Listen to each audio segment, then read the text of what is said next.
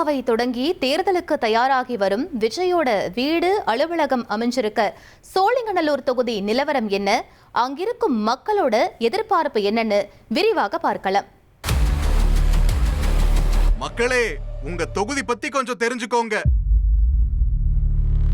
சோழிங்கநல்லூர் சட்டப்பேரவை தொகுதி பள்ளிக்கரணை, பெருங்குடி, கொட்டிவாக்கம், பாலவாக்கம், நீலாங்கரை, ஒக்கியம் துறைப்பாக்கம், பனையூர், மேடவாக்கம், கோவிலம்பாக்கம், சித்தாலப்பாக்கம் இப்படி சென்னை மற்றும் செங்கல்பட்டு மாவட்ட பகுதிகளை உள்ளடக்கிய தொகுதி.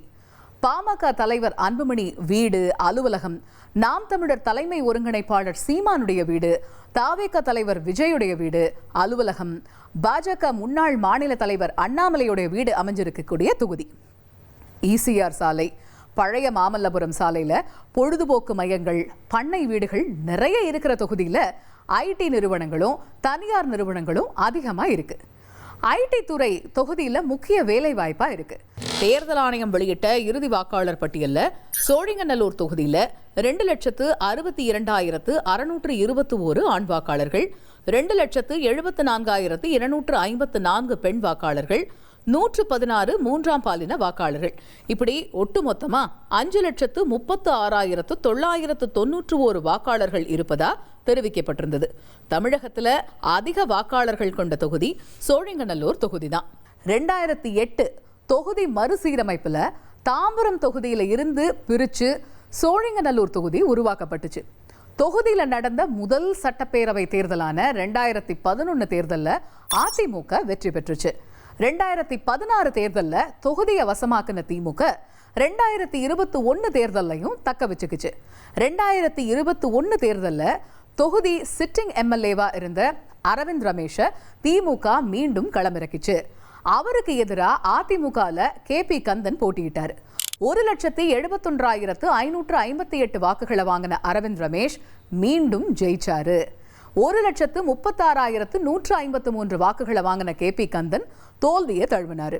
தொகுதியில நாம் தமிழர் கட்சி 38,872 வாக்குகளையும், மக்கள் நீதி மையம் 30,284 வாக்குகளையும் வாங்கி இருந்துச்சு. தாவேக அலுவலகம் அமைஞ்சிருக்கிற சோழிங்கநல்லூர் தொகுதியை தக்க வைக்க திமுகவும் மீண்டும் தன்வசமாக்க அதிமுகவும் தீவிரம் காட்ட தொகுதியில தேர்தல் களம் விறுவிறுக்க தொடங்கி இருக்கு. இப்ப தேர்தல் நெருங்க சோழிங்கநல்லூர் மக்களுடைய எதிர்பார்ப்புகள் என்னன்னு கேட்போம்.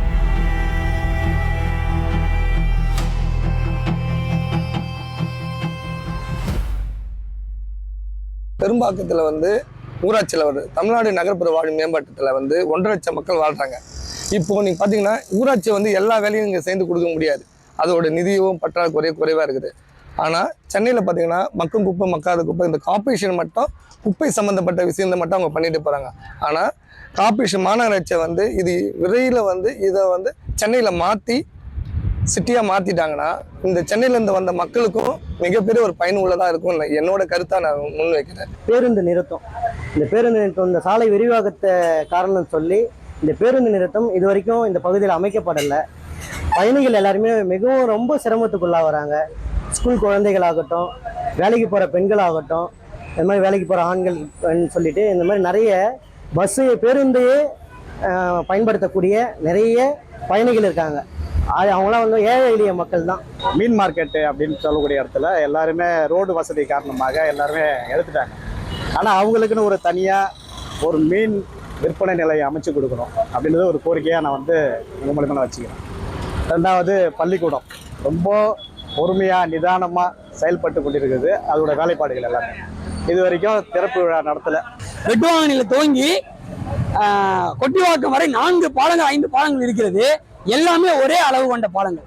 காலையில பள்ளிக்கூட நேரத்திலையும் மாலையில வேலை நேரத்திலையும் பார்த்தீங்கன்னு சொன்னா மிகப்பெரிய அளவில் மிகப்பெரிய மோசமான ஒரு போக்குவரத்து நெரிசல் என்பது அங்கே ஏற்படும்.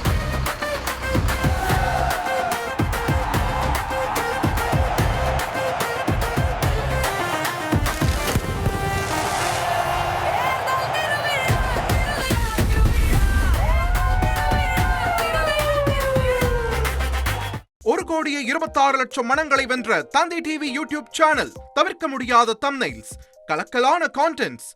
நீங்களும் இந்த குடும்பத்தில் இணைய இப்பவே சப்ஸ்கிரைப் பண்ணுங்க. அசுரபலம் கொண்ட எங்கள் டிஜிட்டல் கரங்களில் உங்கள் விளம்பரங்களை சேர்க்க வாட்ஸ்அப் பண்ணுங்க. 8939888838. Email advtv@dttv.in.